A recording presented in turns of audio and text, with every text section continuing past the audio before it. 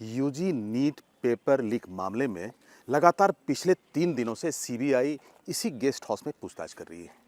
इस guest house में जो ओएसिस स्कूल है उसके जो प्राचार्य हैं, जो इस पूरे सिटी के कोऑर्डिनेटर हैं, एहसानुल हक, डॉक्टर एहसानुल हक, उनसे यहाँ पर पूछताछ चल रही है। उनसे लगातार पूछताछ चल रही है। डॉक्टर एहसानुल, जो कि पूरे एग्ज़ाम के दौरान एक कोऑर्डिनेटर के तौर पे काम कर रहे थे, इन्होंने ही प्रश्न पत्र रिसीव किए थे। इनके सुपरविजन में अलग अलग स्कूलों में एग्ज़ाम चल रहा था और जो ओएसिस स्कूल है जहाँ से कि प्रश्न पत्र लीक किए गए थे, जो कि क्रमांक नंबर पटना में अज्जला मिला था पे बुकलेट, उस बुकलेट में जिस 61364888 नामक जो बुकलेट मिले थे, उसका ताल्लुकात ओएसिस स्कूल से था। वहीं से तार भी जुड़ा और जब पटना में सीबीआई की टीम ने पूरे केस को हैंडओवर लिया था, तब उन्होंने जांच जब शुरू की तो इसी हजारीबाग में आकर सबसे पहले कुरियर कंपनी ब्लू डार्ट, जिसके नेक्सस थे उसके साथ में, कहा जा रहा है। इसके अलावा एसबीआई, जहां पर कि प्रश्न पत्र रखे गए थे, और साथ ही ओएसिस स्कूल, जहां से वो बुकलेट, उस क्रमांक के बुकलेट उसी स्कूल के नाम से अलॉटेड था, जिसे पटना में यूए की टीम बरामद की थी। उसी लीड के आधार पर सीबीआई की टीम पिछले 3 दिनों से यहाँ पर कैंप कर रही है, अलग अलग लोगों से पूछताछ कर रही है। इसी कैंप में अभी 7 लोग मौजूद हैं। डॉक्टर एहसानुल हक, जो कि ओएसिस स्कूल के प्राचार्य हैं, साथ ही एनटी के कोऑर्डिनेटर, साथ में उनके वाइस प्रिंसिपल हैं इम्तियाज साहब, उनसे भी पूछताछ हो रही है। इसके अलावा कुरियर कंपनी, बैंक, जो दूसरे लोग हैं जिनसे नेक्सस जुड़ा होने की संभावना थी, उनको लेकर पूछताछ हो रही है। आज सुबह में बड़ी ही नाटकीय तरीके से सीबीआई की टीम निकली, डॉक्टर एहसानुल हक को लेकर रांची की तरफ रवाना हो रही थी। रामगढ़ के पास जाने के बाद अचानक से टीम लौट जाती है। फिर इसी गेस्ट हाउस में अभी लगातार पूछताछ हो रही है। समझा जा रहा है कि जो एहसानुल हक हैं, वो लगातार कहीं ना कहीं पूरे चीज़ों को लेकर मिसलीड कर रहे हैं। मिसलीड पीछे की जो लॉजिक है वो ये है कि देखिए, इसको संजोग समझिए या फिर साजिश, कि एहसानुल हक, जो कि इसमें सबसे बड़े किरदार हैं, उनकी भूमिका सबसे संदिग्ध मानी जाती है। वो उन्हीं के स्कूल से ही वो बुकलेट की चोरी होती है। अब उन्होंने उस पर कहा कि जो अल्ट्रेशन, जिस बुकलेट में जिस बक्से की बात हो रही थी, जिसके लॉकर तोड़े गए थे, उसको लेकर उन्होंने पहले दलील दिया था कि ये जो बक्सा है, ये जो लॉक सिस्टम खराब हुआ था, उसको लेकर उन्होंने एनटीए को सूचना दी थी। सवाल ये उठता है कि एहसानुल हक, जिनके स्कूल से पेपर लीक हुए, वही एनटीए के यहाँ पर कोऑर्डिनेटर भी थे। अब चूक कहाँ पर हुई, जानबूझकर ये मिसलीड कर रहे हैं या वाकई में ये इनोसेंट हैं, इसी बात को लेकर सीबीआई लगातार पूछताछ कर रही है। और ये जो इनके अलग अलग कनेक्शंस हैं, जो नेक्सस है, जो कुरियर है, उसकी गाड़ियाँ वहाँ कैसे पहुँची, क्वेश्चन पेपर कैसे डिलीवर किया गया, क्वेश्चन पेपर जब वो रिसीव किए थे तो वो किस हालात में किए थे, बैंक से किस तरह से क्वेश्चन पेपर भेजे गए थे, क्या बैंक में कोई चूक हुआ था, उसके सीसीटीवी फुटेज, उसके जो फुटेज मिले हैं उसको खंगाला गया। ब्लू डार्ट कंपनी, जो कि पूरे पेपर को लेकर कैरी कर रही थी, यानी कि उसको ढो रही थी, वो गाड़ी जब रांची से रवाना हुई तो कहा जा रहा है कि बाईपास में कुछ देर के लिए रुकी थी। उसके बाद उसको अनलोड किया गया, चूँकि उसमें जीपीएस लगा हुआ था। वहाँ से टोटो या अन्य वाहन से उस पेपर को कहाँ ले जाया गया था, क्या सीधे बैंक या फिर कुरियर कंपनी अपने पास वहाँ जमा करवाई थी, या फिर वहाँ से स्कूल भेजा गया था। ये कई पॉइंट्स हैं जो बहुत ही उलझा हुआ है। इसको सुलझाने का प्रयास किया जा रहा है। इनके झूठ और सच को इस्टेब्लिश किया जा रहा है कि कहाँ पर डॉक्टर एहसानुल पूरे टीम को मिसलीड कर रहे हैं या वाकई में टीम को सपोर्ट कर रहे हैं, क्लू दे रहे हैं। अगर वाकई में ये सहयोग कर रहे हैं तो जाहिर है पूरे जांच का दायरा बढ़ेगा और इस नेक्सस में जो दूसरे लोग जुड़े हुए हैं उसकी जानकारी मिलेगी। अगर इनसे जानकारी ब्लैक एंड वाइट मिलता है तो जाहिर है कि जांच की दिशा को बड़ा गति मिलेगा। लेकिन डॉक्टर एहसानुल हक, जो कि कोऑर्डिनेटर हैं एनटीए के और साथ ही प्राचार्य हैं, और बुकलेट, उसकी पूरे कहानी में पूरा जो मामला थोड़ा संदिग्ध नजर आ रहा है। अब देखिए कि उसी स्कूल से उस पेपर, जो उनके पास पेपर मिल थे, अल्ट्रेशन वाले जो बुकलेट थे, लिफाफा था, वो उसी स्कूल से बरामद हुआ। यूए की टीम वहीं पर 4 घंटा पूछताछ की थी। एहसानुल हक की यहाँ पर पूरी भूमिका को देखें तो पूरे एग्जाम में इनकी भूमिका बहुत ही बड़ा था, चूँकि एनटीए के कोऑर्डिनेटर थे। हालांकि अलग अलग स्कूल में ऑब्जर्वर थे, अलग अलग स्कूल में वहाँ के इन्विजिलेटर, सुपरिटेंडेंट थे। बावजूद इसके उस पेपर का सिर्फ ओएसिस में मिला जाना, पाया जाना और उसकी कोई जानकारी किसी को नहीं देना। लेकिन जब यूए की टीम आती है तो ये कहते हैं कि बहुत हल्का सा कट है और बहुत ही स्किल्ड तरीके से किया गया है, जिसकी जानकारी उनको नहीं थी। उन्होंने प्रेस कॉन्फ्रेंस के माध्यम से जानकारी दी थी। सीबीआई की तरफ से यह भी सवाल उठाया गया कि अगर जांच चल रही थी और पूरे जांच को जब सीबीआई टेक ओवर कर रही थी तो आखिर उनको एकाएक प्रेस कॉन्फ्रेंस करने की क्या जरूरत थी? उनको किस बात का डर सता रहा था? वो अपनी सफाई क्यों पेश कर रहे थे? इस बात को लेकर भी उनकी भूमिका थोड़ी संदिग्ध मानी जा रही है। शायद यही कारण है कि पिछले 3 दिनों से पूछताछ यहाँ हो रही है और डॉक्टर एहसानुल हक उसके मुख्य केंद्र में। इम्तियाज जी जो कि वाइस चांसलर हैं, माफ़ करें वाइस प्राचार्य हैं, उनसे भी पूछताछ हो रही है और क्रॉस किया जा रहा है, क्रॉस एग्जामिनेशन किया जा रहा है। ये जो बयान दे रहे हैं जिसमें अलग अलग किरदार हैं, जो नेक्सस जुड़ा हुआ है, उनसे भी वेरीफाई किया जा रहा है। हालांकि 2 लोगों को छोड़ दिया गया था, लेकिन अभी भी यहाँ पर कुल 7 लोग हैं और 7 लोगों से पूछताछ का सिलसिला जारी है। कई घंटे बीत चुके हैं। कहा जा रहा है कि अब तक सीबीआई को बहुत कुछ हाथ लगा और बहुत कुछ जो कुछ संदिग्ध मिल रहा है उसमें जो भूमिका है डॉक्टर एहसानुल हक का, वो भूमिका थोड़ा कहीं ना कहीं गहराता जा रहा है और संदेह गहराता जा रहा है। खुलासे हालांकि बाद में होंगे, लेकिन इसमें जो सबसे बड़ा जो इम्पॉर्टेंट बात है जो आपको समझना चाहिए कि पूरे स्कैम के बीच में बिहार और झारखंड का जो कनेक्शन है, उस कनेक्शन के बीच में जो दूसरे अंतर्राज्यीय कनेक्शन है, चाहे वो राजस्थान का मामला हो, गुजरात का मामला हो या महाराष्ट्र का मामला हो, क्या सबके तार यहाँ से जुड़े हैं या इसी मोडस ऑपरेंडी पे अलग अलग राज्यों में खेल खेले गए? जो क्वेश्चन पेपर है, जो प्रश्न पत्र है, उसे तो उड़ाया गया, उसे छात्रों के बीच में बांटा गया, उसकी बड़ी कीमत वसूली गई, ये साफ हो चुका है। नीट के एग्ज़ाम फिर से कराए जाते हैं या नहीं कराए जाते हैं, ये तो एनटीए को तय करना है और इस पे निर्णय बाद में आएगा। लेकिन जो अनुसंधान चल रहे हैं उस संधान से बिल्कुल साफ हो गया है कि हजारीबाग मॉडल की जो संलिप्तता है वो चौंकाने वाला है। डॉक्टर एहसानुल हक की जो भूमिका है वो काफ़ी संदिग्ध माना जा रहा है, क्योंकि संजोग ऐसा नहीं हो सकता कि यही उसके कोऑर्डिनेटर हैं और इन्हीं के स्कूल में वो लिफाफे मिलते हैं जिसमें कि टेम्परिंग यानी अल्ट्रेशन हुआ था, जिसमें से प्रश्न पत्र निकाले गए थे। वही बुकलेट पटना में मिला था, इससे ये इनकार नहीं कर सकते। तो क्या वो सबसे सेफ जगह था जहाँ पे कि डॉक्टर एहसानुल हक ये काम को अंजाम दे सकते थे? दूसरे स्कूल में संभव नहीं था।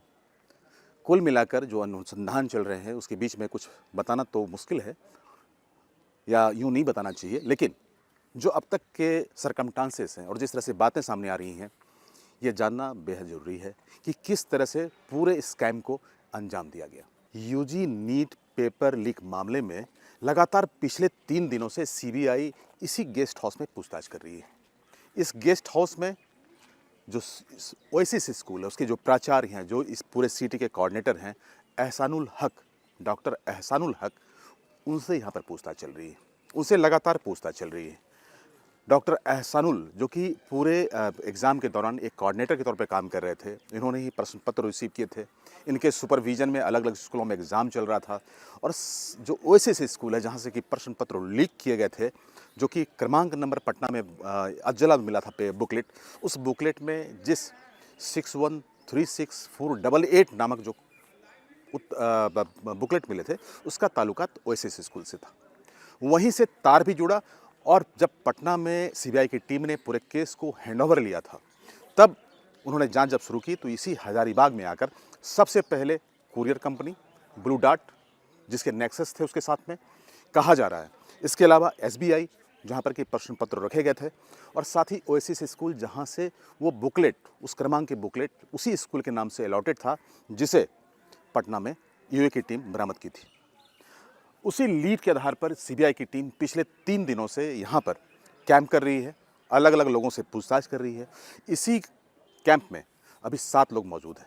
डॉक्टर एहसानुल हक जो कि ओएसिस स्कूल के प्राचार्य हैं, साथ ही एनटी के कोऑर्डिनेटर, साथ में उनके वाइस प्रिंसिपल हैं इम्तियाज साहब, उनसे भी पूछताछ हो रही है।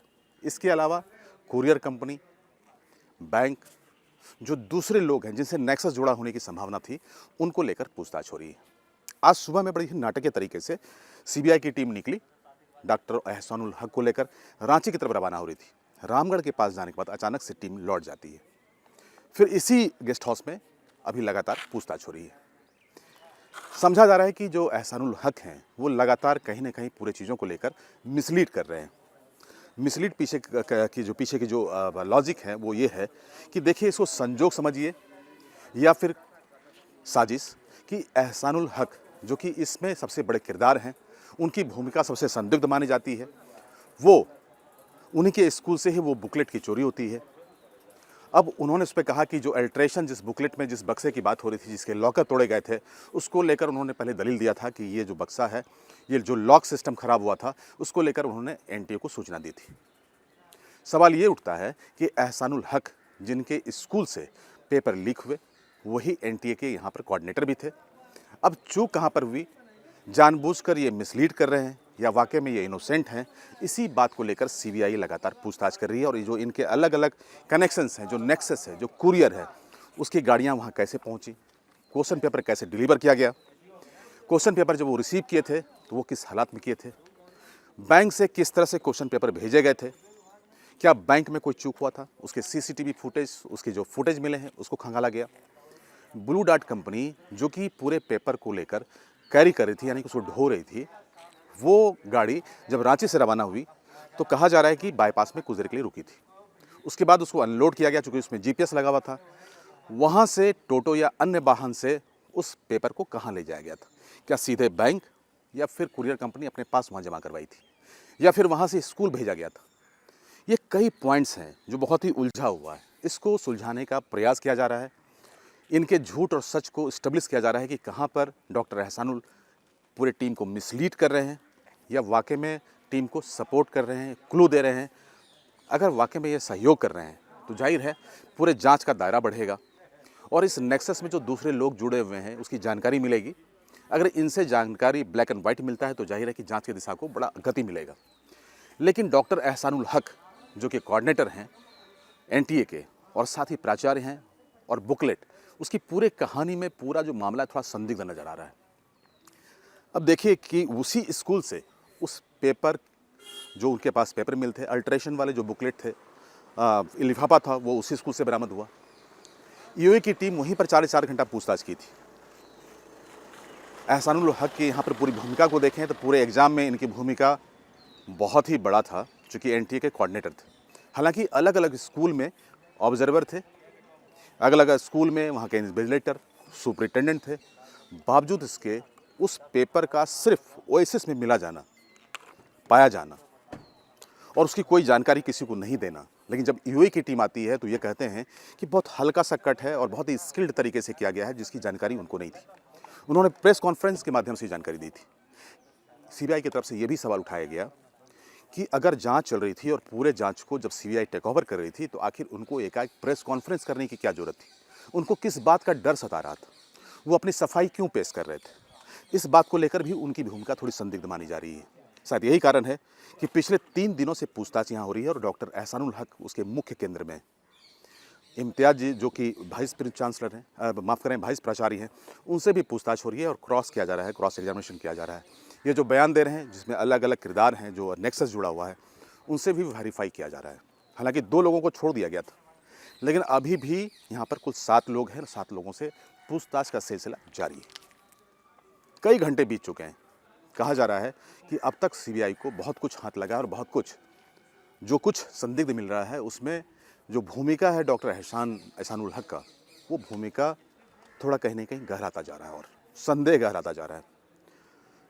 खुलासे हालांकि बाद में होंगे, लेकिन इसमें जो सबसे बड़ा जो इम्पॉर्टेंट बात है जो आपको समझना चाहिए कि पूरे स्कैम के बीच में बिहार और झारखंड का जो कनेक्शन है, उस कनेक्शन के बीच में जो दूसरे अंतर्राज्यीय कनेक्शन है, चाहे वो राजस्थान का मामला हो, गुजरात का मामला हो या महाराष्ट्र का मामला हो, क्या सबके तार यहाँ से जुड़े हैं या इसी मोडस ऑपरेंडी पे अलग अलग राज्यों में खेल खेले गए। जो क्वेश्चन पेपर हैं, जो प्रश्न पत्र है, उसे तो उड़ाया गया, उसे छात्रों के बीच में बांटा गया, उसकी बड़ी कीमत वसूली गई। ये साफ हो चुका है। नीट के एग्ज़ाम फिर से कराए जाते हैं या नहीं कराए जाते हैं, ये तो एनटीए को तय करना है और इस पे निर्णय बाद में आएगा। लेकिन जो अनुसंधान चल रहे हैं उस संधान से बिल्कुल साफ हो गया है कि हजारीबाग मॉडल की जो संलिप्तता है वो चौंकाने वाला है।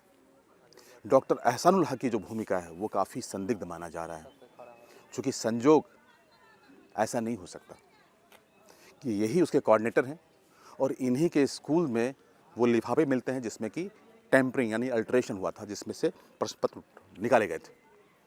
वही बुकलेट पटना में मिला था, इससे ये इनकार नहीं कर सकते। तो क्या वो सबसे सेफ जगह था जहाँ पे कि डॉक्टर एहसानुल हक ये काम को अंजाम दे सकते थे? दूसरे स्कूल में संभव नहीं था।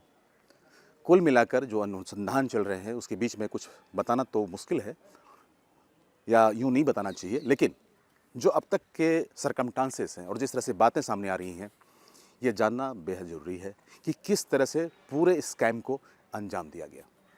हम आपको और भी अपडेट देते रहेंगे। बहरहाल कैमरा पर्सन अमित के साथ मैं राजेश तोमर, हजारीबाग से।